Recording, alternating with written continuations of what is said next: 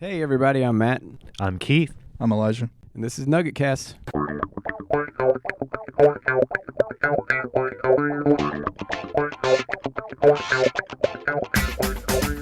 All right, we're back for another episode of Nuggetcast, episode 34. Sorry, 34. Episode 5 of the reboot. It gets confusing. It does. Yeah, it's a little I don't know. I'm going to stop doing that. Or keep a dry erase board around. So Nuggetcast, of course, is the stories behind the stories of Dahlonega Nugget stories. So what kind of stories do you have for us today, Keith? I'm just going to run down a couple of things. We had another city development hearing this week for one that hasn't been discussed much yet. This was a City of Dahlonega Planning Commission public hearing followed by a regular meeting. And so I want to talk about that just a little bit. And also just the topic of food insecurity. You know, Okay. Everyone's aware now, I think, that SNAP benefits expired or semi-expired at the start of this month. And at the same time, there have been some federal budget cuts to a key program that helps feed actually students in the school system. So we'll talk about that a little bit. All That was right. in this week's paper. Yeah, there's a real effort, like local effort, to kind of bridge the gap. What's going on? Yeah, right there now. is. I just want to spotlight one of the things they're trying to do to counter that funding cut. Okay, what you got, Elijah? So this week actually I got to go out and watch our girls and boys basketball teams and action for their scrimmage game, and so I thought it would only be fitting just kind of bring in one of the new coaches that are kind of joining this season. Brian Richerson, he's taking over for our girls program. And, they had a great game. They came away with, a big win. I think we led 20 points at halftime. So a lot of exciting stuff going on there. A lot of new younger faces coming in. So I'm going to kind of have him come in. We'll get to know him a little bit, have him talk about the girls and, just some expectations for the season. Okay, we got Coach Brian. I have a pop quiz for you guys. For us. Look at my clipboard. Yes, for y'all. Nervous. Well, so first off, I just want to talk about crime again. We've already established that's the crime beat is the favorite section of the newspaper. Figure why fight it, but Embrace. Right. Let's just lean into it. The people out there might not know that you guys see it before anyone else because you're proofing on Tuesdays with your highlighters and your pens and so if there's any typos, it's because they missed it. Sorry. You had to bring that up. Oh yeah, sorry. No, don't tell us about the typos after we publish. We don't want to know. It's too late. Oh, there go my keys. But so this is this week's Dahlonega Nugget. I feel like y'all are crime beat gurus because you've read so many. Is this true? Do you think I'm fair in saying that? Now that you're putting me on a spot, I want I to don't say know. no, it's not true. Oh, what? In a general sense. All of this is I making don't know about on. memorizing details of individual crimes, but I'm interested to see where you're going with this. Yeah. Okay. So I can't remember anything. I just think it you- brings it back when all right. he highlights them. Well, since you're not willing to back that up, but we'll see if all of your crime beat experience, like maybe if you have a knack for like predicting what the crime beat is. It's basically a fill in the blank quiz. Okay. So, but we're gonna start out easy with just this week's crime beat. You just read this on Tuesday, so hopefully you remember. It was Well, during the that's rush happened of since deadline, Tuesday. though, right? Yes. Okay, so let's just doing this on the spot here. All right, hold on, talk amongst yourselves here. Sorry. Okay, so let's say October 25th. Okay. An employee at a local convenience store said a man with a mustache shoplifted 3 bottles of what in his hoodie? What did he shoplift? Oh, I remember reading this one. Well, hopefully. But I don't know. I remember what the substance was. 3 bottles. I mean, can you guess? I need some kind of answer. Beer. Mountain Dew. Beer, Mountain Dew. Keith was a little closer. Fireball. Oh, that's it. Fireball. I knew in his that. hoodie. Yeah. Okay, Yeah. not starting on too great. By the way, just a side note, those fireballs you. that they sell at the convenience stores, Like the those little are made ones? with malt liquor or instead of Not they don't- legitimately Yeah, they're whiskey. they look almost identical to ones you'd get That makes at sense. a package store, but they don't have actual liquor in them. Okay, That's why fun you can fact get 'em at from gas. Keith. Yeah. All right, so I feel like you'll get this one because I think we talked about it. October 13th, a man on a pink motorbike led officers on a chase along local roadways. He reportedly traveled 20 miles over the speed limit, passed in no passing lanes, occasionally jumped onto the sidewalk. Eventually, he left the roadway and disappeared in the woods where patrol cars couldn't follow. The guy's still out there, you know. A deputy said the biker appeared to be between 17 and 19 years old and was also wearing what? A pink helmet. A pink helmet. Thank you. You got to respect that. Right? And take some courage. You know, To match Pink his bike. pink To bike. coordinate with the bike. Yeah. Yeah, that I heard about that way before that report came across. Like I got texts like who just rode by. I think he rode by tennis practice. So a lot of people at the high school here. oh, that was the chase. I'm pretty sure this is the same. Same guy. I've heard a lot of parents talk about that. Yeah, yeah. Yeah. I just feel like putting that crime report out there. How many people are riding around town with pink bikes and pink helmets that fit that age? I don't know. They never caught the guy, but it could lead to something. All right, so it's only going to get harder from there because I'm going into like the archives. Okay. Okay, so just get your best guess from your crime beat, Could your be fun. years of crime beat experience. What's that? Said this could be fun. Right, I'm hoping. All right, so we're going back to 2009, December 3rd, 2009, when a man on Bear Slide Hollow said someone broke a window at his house. On further investigation, the culprit appeared to be a what? Bird. We have Keith saying bird. You know, you said Bear Hollow, so you know, first thing that I kind of get stuck on is bear. A so we're going bear. Bear. It's like the bear just smacked the window. That'd be intense. Actually, it was a bird. Oh, Nicely no. done. Right. Yeah. False sense of hope.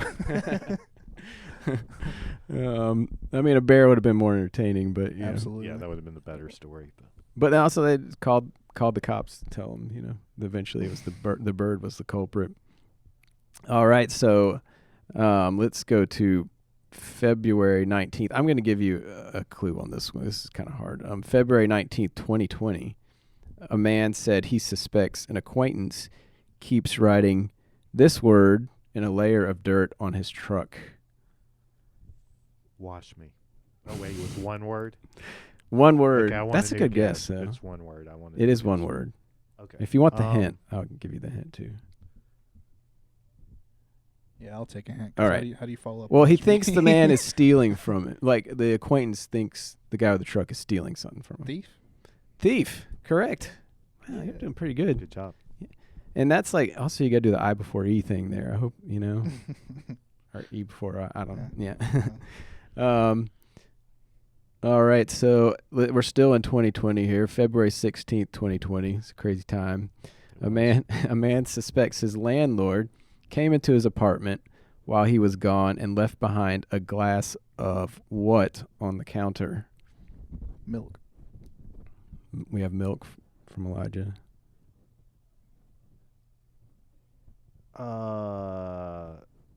Wow. Orange juice. That was close. Apple juice. Oh, Apple I juice. thought I remembered that one. Yeah. Crazy. Yeah, y'all might remember this. These also appeared in when we did our Dahlonega magazine recently. Yeah. So, all right. This is now we're in 20. I can't read my handwriting. I think this is 2012. February 24th, 2012. A woman said someone ran into her car in the parking lot of a local restaurant and left behind an apology note with a phone number. The number belonged to a Peachtree City woman who said she hadn't been to Dahlonega in how many years? So all you got to do is guess the number. Guess the number. 20. 10. Elijah wins. It's 5. 5 years. Yeah. I feel bad for the Peachtree City woman. You know, she didn't have anything to do with this, and she's like getting dragged into this crime report. Okay. Going back further, September 20th, 2009, a woman said someone broke into her home and stole some jewelry and a Game Boy DS, and then took a what? That's a scary setup. Yeah, it is.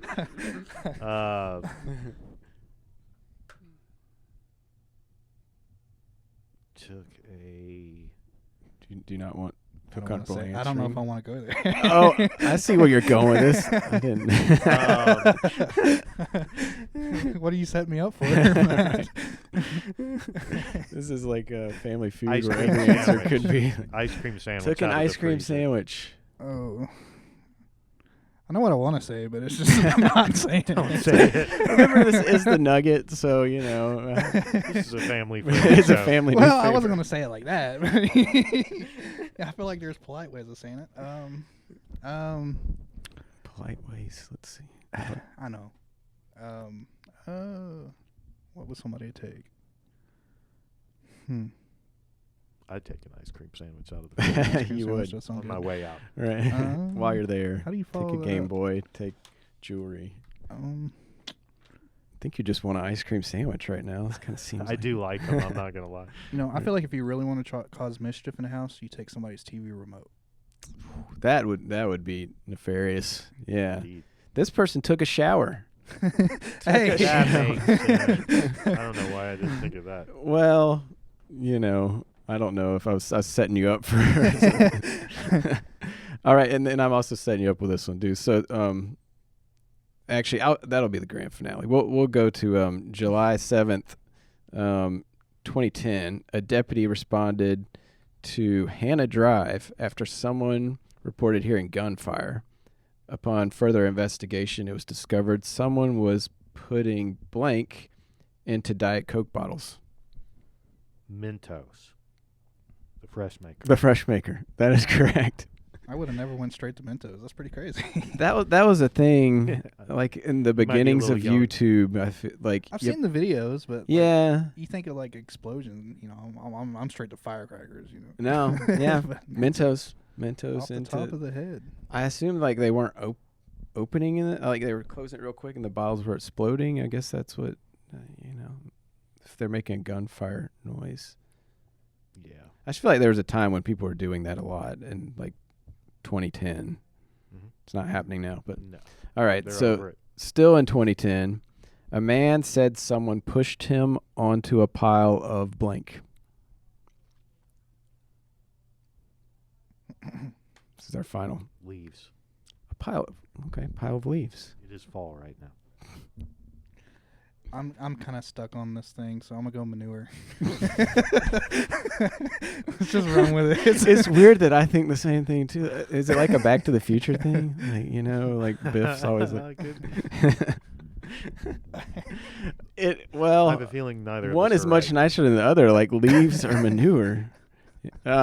Actually, logs. Oh, A pile of logs. Ouch. I mean, I know. If you wanted to refer, Right? No wooden logs that we're talking about. PG-13. Right? Yeah. I don't know what scenario they're getting in a fight next to a big pile of manure, but like, don't do that. It's still on, Right. We got some farmers around here. That's just going to be a breakout story if that ever happens, probably, but not just a crime report. All right. Thanks for participating in the fun. first annual, or maybe it's not annual, maybe it's weekly crime report quiz.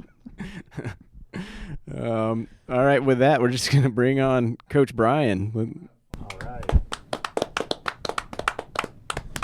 Thank you. Welcome. Thank you. Awesome. Thanks for joining us. Yeah, for absolutely. having me. I know you kind of had a busy morning and everything. We had to fit you in with I guess you had a meeting and everything over at the middle school, and there's a lot going on. So we appreciate you, kind of setting aside time to make this happen. Yes, sir. Yeah, it's a busy time of year. And I think, we got to start this thing off, coming in as a new coach, a lot of people may not be, familiar with you and, just who you are, where you come from. So just kind of give us, some background information about who you are and, Yeah, I grew up in Florida, up on the Panhandle, little town called Baker. Many people don't know that. It has a caution light. I graduated with a class of 72 and played basketball my whole life. Went on to play basketball at UNC Asheville, Division I up there in North Carolina, and got done with that. Started coaching in Florida. I actually went back to Florida, Gainesville, Florida, and then moved up here to Hall County. Was there for 13 years. North Hall, I was there for a few years, and then I went to West Hall for the rest of my time in Hall County. And then went to Monroe area for a year, and then Fannin County for 5 years. Went back to East Hall last year as an assistant, and then landed this job. So kind of been around for a while. Been coaching for 25 years. That's awesome. And, this is, this year was your first year getting to be around the girls and everything. So, what was that kind of like to kind of get to first come around the girls and, kind of see how was the buy-in easy? I feel like that transition's kind of. Yeah, it actually was. The first time I met them here in the cafeteria, we had a welcome meeting for me and everybody. It just seemed like home from the beginning. And I've coached girls before. Matter of fact, half my career has been on the girls' side. And I love coaching girls, to be honest. I have 2 boys of my own, and I know the tough things that you deal with in coaching boys sports. But it just felt like really easy to get to know the girls. The girls were great. They responded from day one. And so that made it easier for me. And my wife, she teaches here. She's one of my assistant coaches.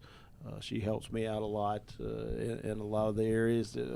Girls basketball can sometimes be emotional, so I let her deal with those things. But, it's been really good for these first 6 months. Awesome. And, I kind of brought this up to you after the game last night, but, it feels like 2023 again. We got Lexi Pierce down there on the court. We got a Jackson out there playing, up 20 points at halftime. I feel like it's an exciting time just to kind of see that kind of thing, the familiar faces, the score. So what does that kind of mean for you to kind of, come into that and, just kind of take that away from everything? Yeah, I hope it ends up like 2023. But, that was a great group of girls there. And I'm glad to have Lexi. I actually had Kate Jackson help me this summer. And hopefully after she finishes at Emmanuel, I can get her over here as well. I love to have basketball minds around me because they see things different and give me different, suggestions. So, we do have a group, I think, that could make a run at a region championship. I really do.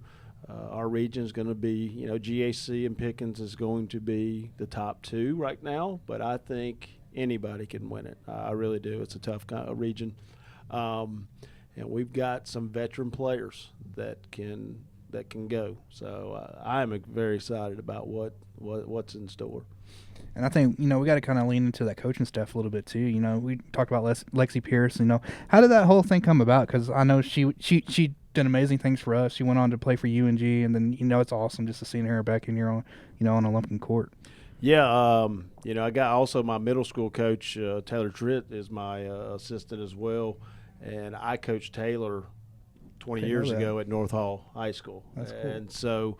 And then I was still looking for another assistant, and Coach Horton and somebody else mentioned, hey, Lexi might be interested in coaching. And I said, so I reached out to her, and she said, yeah, I'd love to. And, I mean, I'm all about keeping the culture here, keeping it in the community, and especially those that understand basketball. That only helps our program. And I have to do a lot of things, but I've been an assistant coach too, and I know the value of assistant coach. They see things that sometimes I don't because I'm focused on certain things. So to have as many eyes as I can on that bench it's only going to help us get better. And just to kind of go a little bit deeper into the coaching roster that we have is, I feel like behind every great man there's an even greater woman. So you bring your wife on the coaching staff. So what's that kind of like? Just kind of having her be a part of everything. Yeah, she's been a part of it for a long time, and she's dealt with the ups and downs. And it's good to have her there. And we're finally, as a family, I got 2 boys. One's a freshman, one's a senior. And it's good to be all underneath one building. She was at the middle school when we were in Hall County, and then the boys different. So we're finally underneath one school, and it's been really, really fun. Sometimes at home it gets tough whenever you're talking about basketball, because that's all we do is talk about. We're basketball 24/7. I coached my older son when I was at Fannin for his first 2 years in high school, and I slept on the couch some. But we love it. We love the girls. Like, we really treat them like they're our own. Yesterday we had our little character ed, where we call Leading Ladies, and we read a book together. We discuss things. We discuss how to be a lady and how we're going to represent ourselves. So we love doing that stuff and giving back. So it ain't just coaching the X's and O's. There's a lot more to what we do. She handles a lot of the personal lady stuff that I let her do. And when, I tell the girls, I'm not going to baby you, all right? I'm actually going to treat you probably like my 2 boys and even harder. And if you need to go talk to somebody, go talk to her. She'll take care of that stuff. And they know, and so they know that I'm not babying them, and I'm going to push them to be the hardest and best basketball player. Now, I'm going to love them, and I'm going to defend them if something happens, but I'm not babying you. And I'm glad you kind of brought up your boys too, because that was another thing I wanted to kind of touch on. We look at that scrimmage game that we have. Jordan 30 points. I think coming into this season, one of the things a lot of people were kind of curious about is what does our basketball team look without Cal Faulkner? Yeah. And I feel like after kind of watching both of them kind of play, I can kind of see what that's going to be like. So just to kind of see those guys come in, what can you just kind of say about your boys and, the contribution they bring to Lumpkin? Right. It would have been great for them to play with Cal last year, to be honest with you. And Coach Faulkner was trying to get me here last year. It just didn't work out. But my 2 boys have really embraced Lumpkin County. My older one has been to 3 high schools in 4 years, and not because we wanted to, but because at Fannin County they decided to go another direction, so I had to look for another job. Went to East Hull last year, and then this came open. So we wasn't planning this, and this came open. So he's kind of been moved around, and he's handled it like a man. And he just goes and does what he needs to do. And then my youngest one, who's now a freshman, tells me the other day, Dad, we're not going to move, are we, again? I says, no, we're not moving again. You're going to get to stay here for 4 years, hopefully. But these 2, they've really enjoyed it. The kids here have embraced them. My 2 boys are gym rats. Being a coach's son, they've been with me since I was little. And it was really cool the other night to see them on the court together, because we've been waiting on that for a while, and so it was really cool. Special moment, especially from a father. Yeah. That's cool stuff. So I kind of want to get into that scrimmage game a little bit. Obviously, 58-32 final score. We're up 20 points, 37-17 going into halftime. Maddie Lee, 23 points. I think E.K. Reese with 10. The cool thing that I kind of picked up on is, even though Maddie Lee had 23 points, we had so many girls getting out there and so many girls putting up baskets, and our defense, third quarter, we didn't surrender a single goal. Yeah, I looked at the scorebook, and I really didn't realize until yesterday, about mid-afternoon, and I looked at it again for some reason. Everybody scored. Everybody on that that was dressed out scored. Which is really good, especially for our younger ones. I was glad I was able to get them a lot of minutes. We hadn't had a JV program here in a while. I got 11 freshmen on my JV, and a few of them will play both. They contributed well, and they looked like it was natural to them. Like, they weren't scared, and that's really good for us because my bench getting deep into it. That's going to be one of our worries is how far. If I can go deep in my bench, that's great. If I can play some of those because they're going to have to give us some minutes.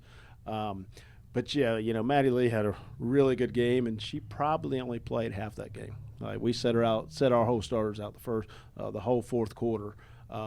She ends up with 23, and Elena Lindley had 2 threes. Reagan, she knows it, could have had a better night, missed some easy ones. We worked on it, and that's going to happen. But EK, Reese, we went into halftime. We had 1 offensive rebound, and I was not happy. I said, we're too big in size to only have 1 offensive rebound. And we ended up with 11 in the second half, and I think EK had 7 of them. She ends up with 10 points. So, we have a lot of contributions, I think, in that first 5 to 8 players. Bailey Elberg, who got your player of the game. I was just proud of how she came back after not playing for a year. She's fought through some adversity, even in the preseason. We were kind of scared of what she had hurt her hamstring or whatever, and she was all right, thank God. But the perseverance of her was really special. So hopefully, we can build on that. We got East Jackson next Tuesday, and then we got Stevens County here next Saturday. So we have a pretty tough schedule, non-region, and then you get into the region, and then it gets real. And another thing I kind of picked up on is just kind of watching them move around the court. Especially some of these younger faces. We got some speed out there, and I feel like there's more confidence to just moving the ball around and everything too. Yeah, we definitely have some young ones with some speed, which will allow me to do some different things defensively. But we are really long, and when AK, we didn't even have Anna Kate Davis. She's out hurt right now. Violet Green did not get to play because she's still in cross country. So when I put out a lineup, we had Riley Dyer coming off softball. She started for us, and Reagan and EK and Maddie and Elena. When you put a group like that on the floor, it narrows the floor down a lot because of their length. And we will probably be the biggest in size, top to bottom, in this region, maybe in North Georgia, which is really good. Right.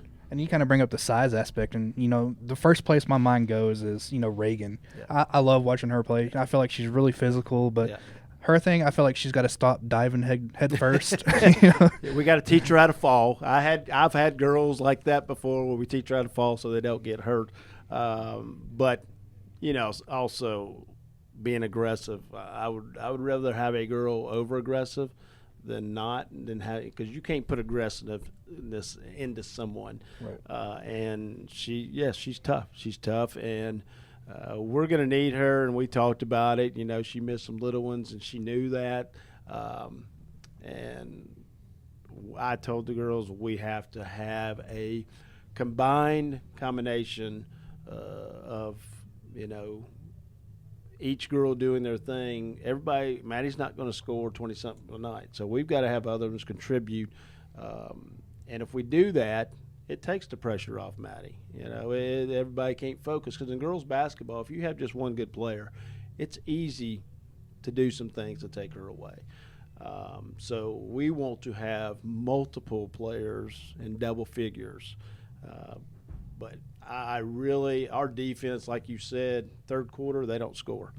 And that was a challenge at halftime. We were like, let's go back 0-0, play it like we're starting, and they come out and we don't score. So I called a timeout right before halftime, drew up a play that we hadn't worked on, and they executed it to a T.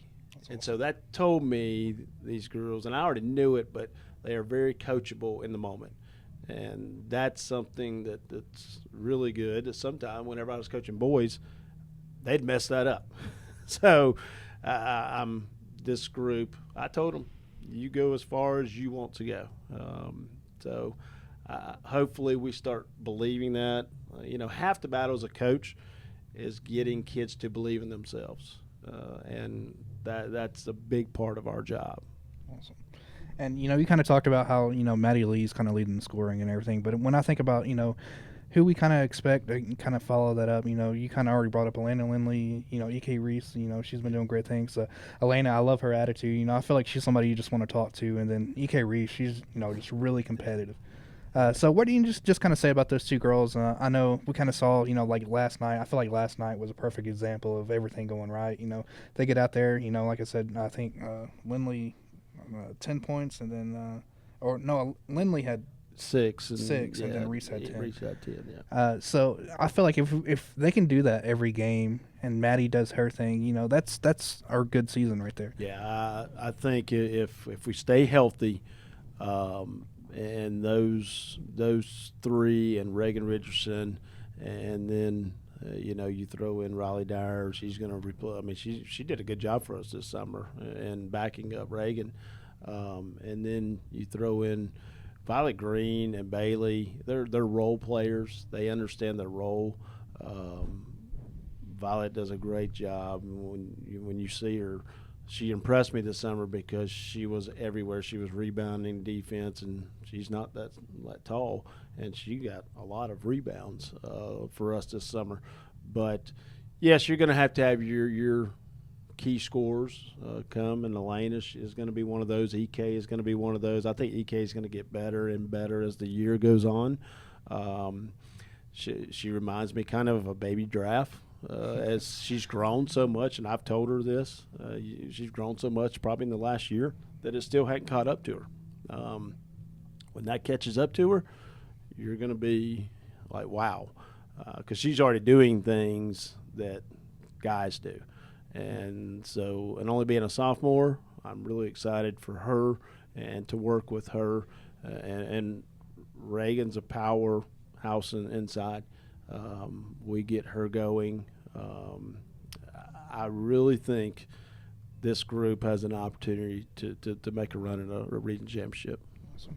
And, I haven't really been able to get around this younger group that's kind of coming in. So, maybe if you were talking to somebody that's not as familiar with them, is there anybody in particular where you're like, this girl's going to be something, just kind of watch over the next few years and see how she develops? Yeah, well, one's a Jackson, Kiara Jackson. While I'm praying she grows like Kate, and hopefully she hits a growth spurt. She has a knack for the game, and of course she's probably been around it. The way she can score, you wouldn't think she could score at her height, and she just gets in there and gets positioned very well for a ninth grader. I have 2 guards, little guards, and they're little. They're about 4'11". AP, we call her AP, Addison Parker, and then Maddox Henderson.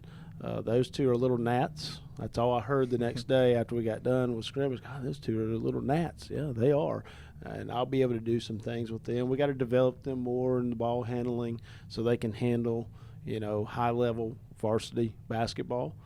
But I have a group, and even the JV players, they were all there right behind learning and listening. They're in the locker room. So we have a group here that I have some upcoming.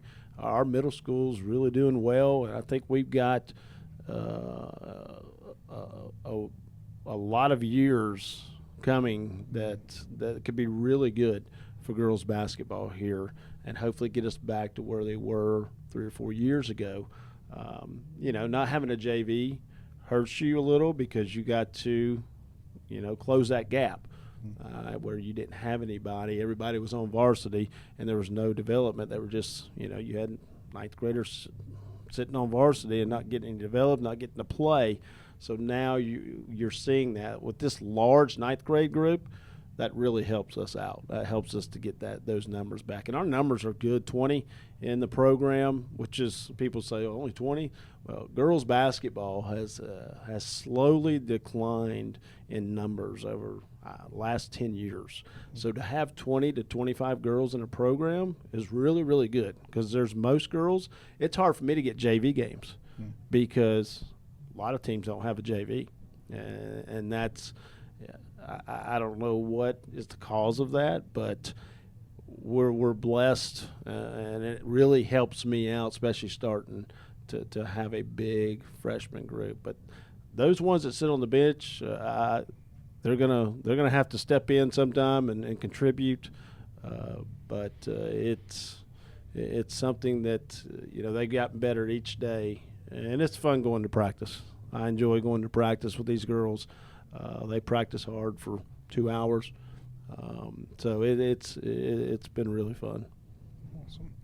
And I kind of want to, you kind of already brought up, just how difficult our region is. You think about the teams that we have, North Hall, GAC, Dawson County, Pickens County, phenomenal girls basketball, historically really good team.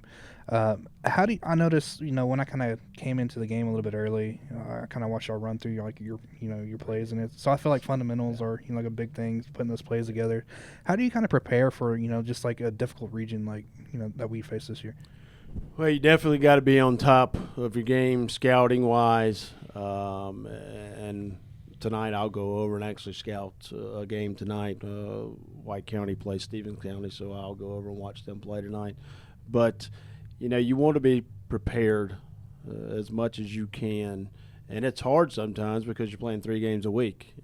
So you got to be a step ahead of things. We will prepare them. We'll scout teams to a T. They'll have scouting reports, and we'll walk through stuff, and we'll make sure we cover every small detail because you have to in this region. If you don't, you're not going to win. If you're not prepared before you go in, it probably is going to be a long night for you because there's such great coaches in this region. There are really a lot of good coaches that know how to scheme up, know how to coach and plan for a team. So you got to do the same thing. So we'll do a lot of that, and it's probably a little bit different for the girls. We'll come in on Sunday afternoons and do our walkthrough and watch film, and that'll start our week. And just to kind of wrap up the questions I had for you, and you kind of been here a little bit now, been around the teams and everything. What do you think about Lumpkin County? How's it kind of stack up to the other places you've been? And yeah, it's me and my wife love it. We had a house back in Fannin. This whole summer, I went back and forth every day. I probably put about 15,000 miles on my truck and spent a lot in gas. So we finally sold our house over there. We're renting here for now, but we love it. I love downtown, and I've been up here before. I played Lumpkin. I actually won my first region championship at West Hall here on this floor against Dawson County. So we love the area. We love this area. The people here have been great. We'll see what it's like in January or February. That's coaching. But, we really love the area. My kids love it. They can get into the gym and come in and shoot. So it's been a blessing for us and a refresher for us as a family. I don't know if you guys had any. I had one thing. So you mentioned how coachable this team is and what you had one offensive rebound the first half, 10, end up with 11. Yeah. So what does that look like in the middle when you're meeting, at halftime? What did you say? What are the magic words that you say? Do more rebounding, and then they just say, okay. I went in there and I was really blunt, and I let them know, and I put the number 1 up there, and I says, you know what this means? And they looked at me and I says, that's how many offensive rebounds you got. And you should have seen actually the faces of all of them. They were like, really? That's it? Like, that's bad. They knew that it was bad. Because they know what we're going to expect, and they know they should do better. That's what's great about girls. Girls want to please you. They will run through that wall for you, and that's fun, And so I have my way of getting my point across. They've seen a little bit of me get upset. They'll probably see some more of it.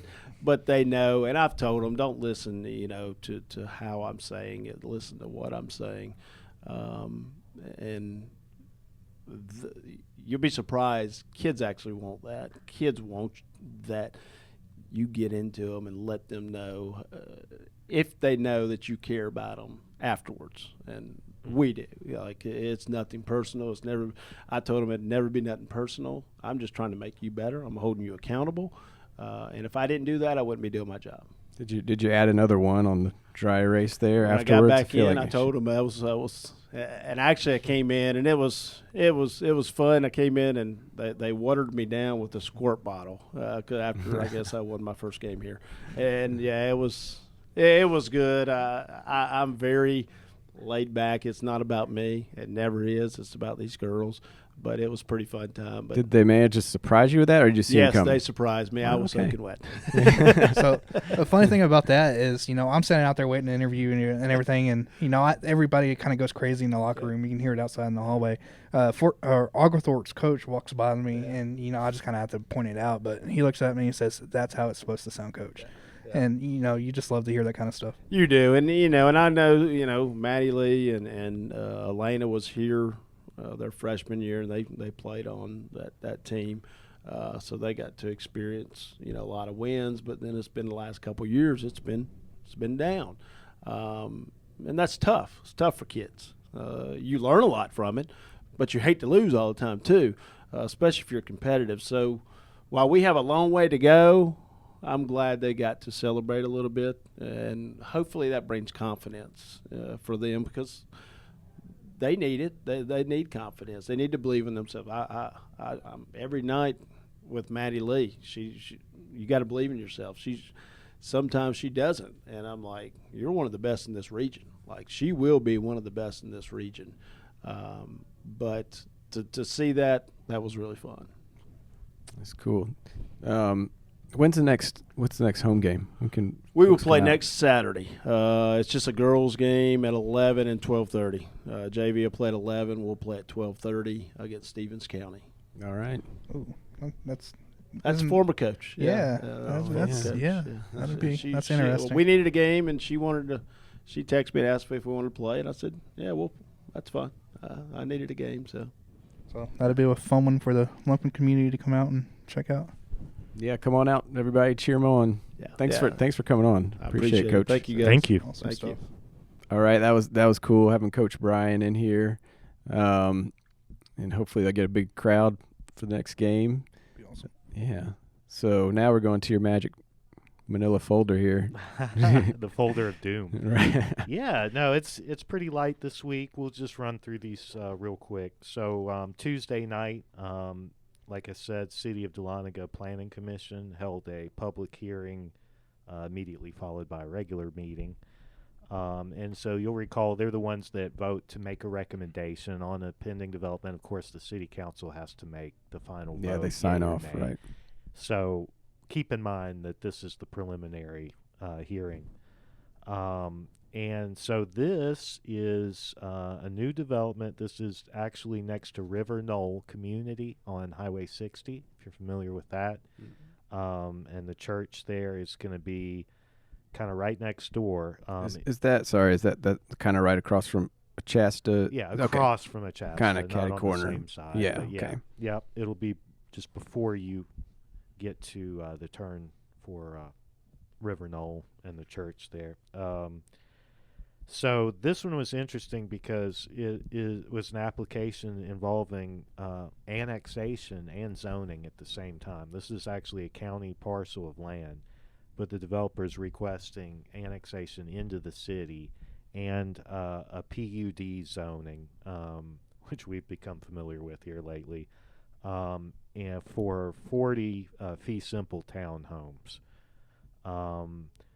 These are going to all be 3-bedroom, 2-bath townhomes, which is interesting.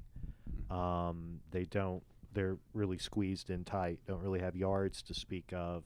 The developer kind of characterized them as possible downsizing opportunities for, folks from Achasta or elsewhere in the community that were looking to not have a big yard to maintain, maybe reduce the size of their home. They could purchase one of these. They are for sale. They're going to be a little higher end, he said, than anything else that's really in the local marketplace along these lines. However, one of the commission members did bring up the interesting point that the floor plan on these, all the bedrooms are upstairs. So the downstairs is living area only, and the 2 bedrooms, or the 3 bedrooms, 2 baths are all upstairs. There's not even a bath downstairs. So it is kind of unusual in that usually if you're aiming for a more elderly market, you would want to have at least 1 bedroom on the ground floor for accessibility. And also, is there like the implication that, okay, the student is this kind of like Well, of course, student housing almost in that a way? question came up, as it does tend to come up at all these developments. And as is always said, housing discrimination, you can't just outright ban students from living there. But these are for sale, fee simple, and I'll get to in a minute a condition regarding rentals that they did arrive at, which addresses that. Ultimately, this was the only development that got discussed at that particular meeting, and the commission did vote to recommend approval of this. Interestingly, no one from the public spoke against, which is pretty unusual, frankly, at these. A few people spoke in favor, including Ron Larson and some other folks saying that live in River Knoll specifically. Oh, okay. Saying they're actually on board with it. Apparently the developer did meet in good faith with the folks at River Knoll ahead of time to kind of get their input on it, to make sure that it was compatible with their vision. And basically they're going to be very close but separate in that they're not going to connect the sidewalk trail running around River Knoll to this. It'll be a separate entity. Okay. And it'll have its own entrance. Gotcha. It won't be a shared entrance from what I understand. This will be very highly visible. Like this is the road coming into town. It's gonna be right up against the road, kind of. Is that where it's set back a little bit from the road? So I don't know. I can't really speak to the visibility from the road. I do have a map here. Let me find it. Yeah, folks at home we'll aren't send gonna a be able to send see. a picture to him. You've got the highway here, and this is the entrance. And yeah, actually, they will be right next to the road, pretty much. Yeah, looks like.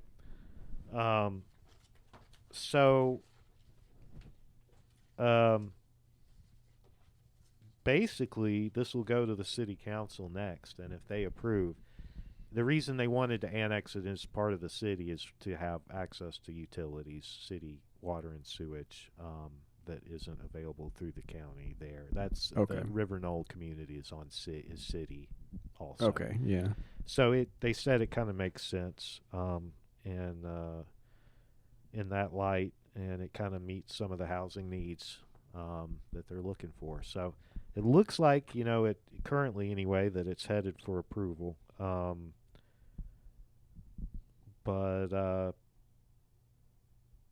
Yeah, not one of the larger ones, that we've seen here lately, but still interesting nonetheless. Maybe lower impact than what we've been seeing, like the big ones that we've been seeing. Maybe that's part of the reason why you didn't get a big, negative response from it.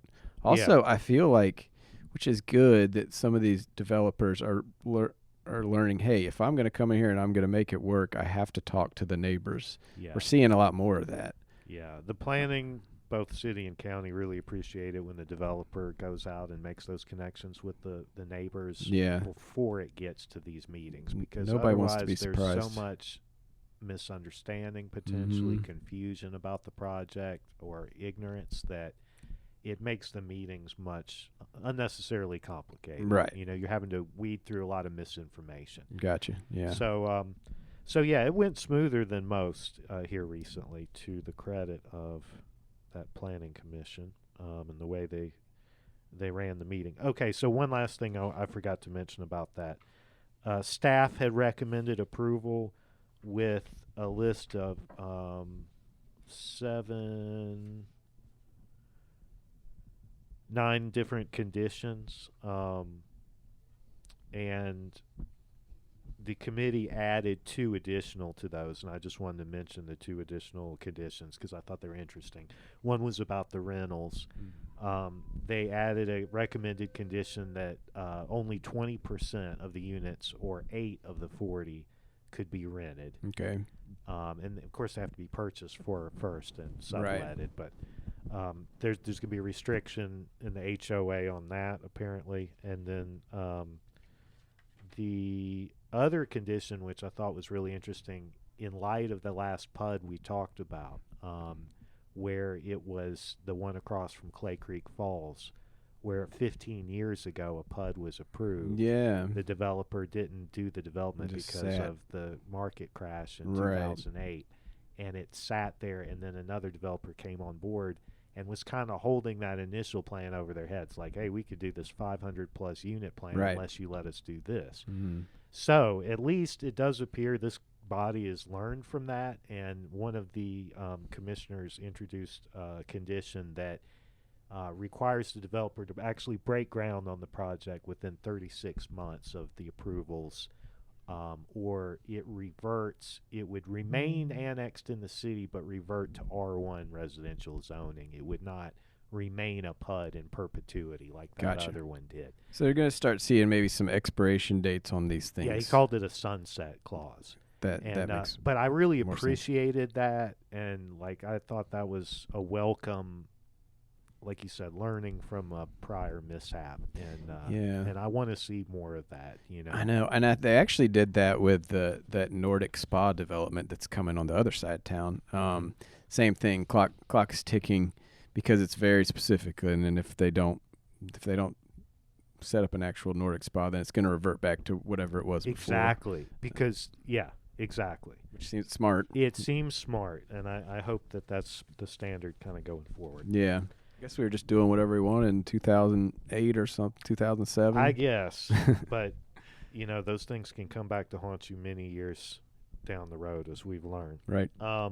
So then pivoting real quick, I got to speak to Bridget Barker, who's the director of Lumpkin County Family Connection. Mm-hmm. It's a nonprofit organization that is headquartered in Lumpkin County Middle School, but is not directly affiliated with the school system. They're just allowed some space in there for office space and a student resource center.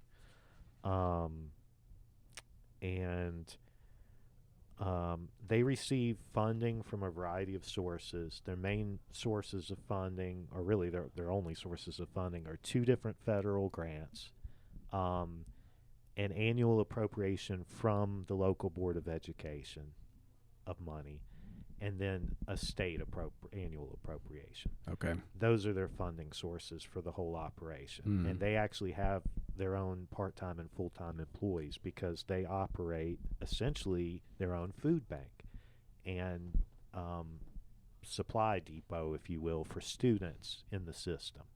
Not just at the middle school, obviously, system-wide. Mm-hmm. And this was interesting to me because really I didn't know about that. I knew about CHP Community Helping Place. They've got a nice food pantry that serves a lot of folks in our community, but I really wasn't aware that there was a separate one just for student families. Yeah. You can get weekly food allotments. They have a clothing area. They have kids' books. They have personal hygiene items. And it's a great resource. But unfortunately, they just learned very unexpectedly they have to reapply for those federal grants every so often, and they had re-upped for one that was supposed to begin again for another year in October, one of those 2 federal grants. They were approved for it, but then just recently, last month, I believe, they were told that grant was going to be cut. The funds were going to be cut by 40%. And that's across the board statewide. And short notice on this. Yeah. Right. Yeah. And she said the funds, it's not directly related to the government shutdown because the funds aren't going away. They're being diverted to other child abuse and neglect programs or something. Okay. Federal programs. But she said it's really a tough time for them to experience that cut because a lot of that, the money from that grant in particular, was used to stock that food bank and resource center, because a lot of their other funding sources are used for salaries. Right. So they're looking to they have to keep their employees, so they're looking at basically having to cut the amount of resources they can provide. And you in your story, I think you said like thousands of pounds of food, right? Yeah, it's a kind of, substantial it's really amount. crucial for kids. Yeah, and for anyone interested, I mean, I couldn't even get into all the numbers in my article because it's a lot, but they Family Connection publishes a yearly impact report for each school year. And it outlines in great detail all the services they provide and the hard numbers. And there were a lot of things that they do that I didn't have room to mention. So it's a lot of different things. It's not just the food pantry. They provide different resources too. But she said right now with the SNAP cuts, it's a big problem because she said she's already noticed, an increased need for food in the community. Yeah.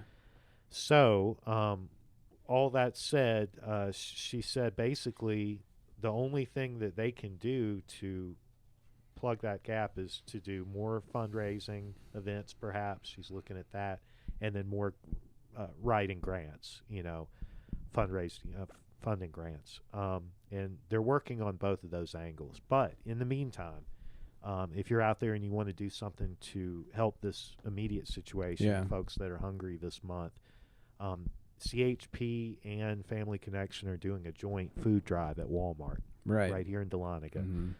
It's in the inside. You'll see them set up, I believe, on the grocery side right as you go in. And they have a very specific list of needs. I published those in the article if you want to look at it. That's also online, I believe, of food items that they need. Right. And then you can shop and donate those. And apparently that it's going to be a 2-week food drive. We're about a week in, but there's still another week left. So y'all get out there and donate a few items if you can. And it will really go a long way. CHP is going to share some of it with this food pantry as well. So it'll be shared between the two. Okay. And they might have filled all the spots, but there's volunteer. There's a list going where people want to sign up, sit at the table for an hour. Yes. We were trying a way to get that link into the story. It just doesn't transfer. But if you go to Community Help in Place website and there's contacts there that you can let them know. Yeah, there are some slots open too if you can volunteer to sit at one of the tables. Yeah. Now, do we still have access to that link? We do. So maybe we could just throw it down in the description. That's right. So I guess this if you're is on the watching internet. You're right. Yeah. So I guess if you're watching this, just scroll down on the YouTube video and go into the description, and we can have that link listed for you.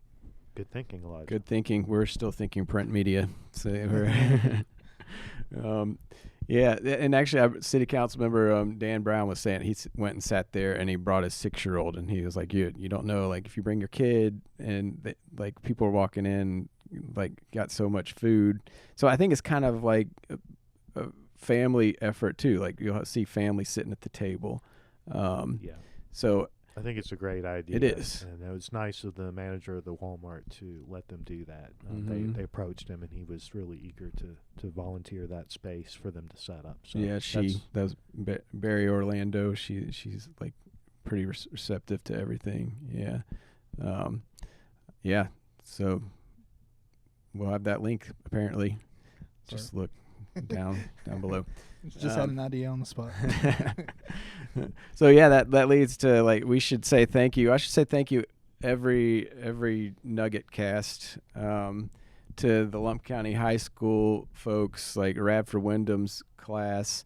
They are making all this happen, and we just sit here and talk, and then it's shameful, really. We're not where are we contributing? I don't know. But yeah, this wouldn't be possible without their help, so yeah, we can't thank them enough. Namely, Avery and Maya have been like the leaders in this. They're working on right now. They are editing this, so when you see this, they've put it together.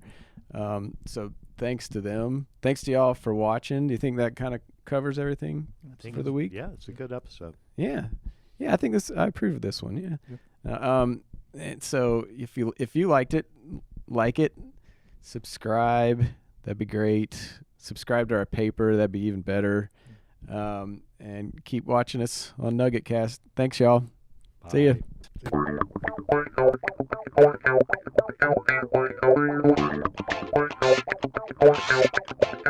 Bye.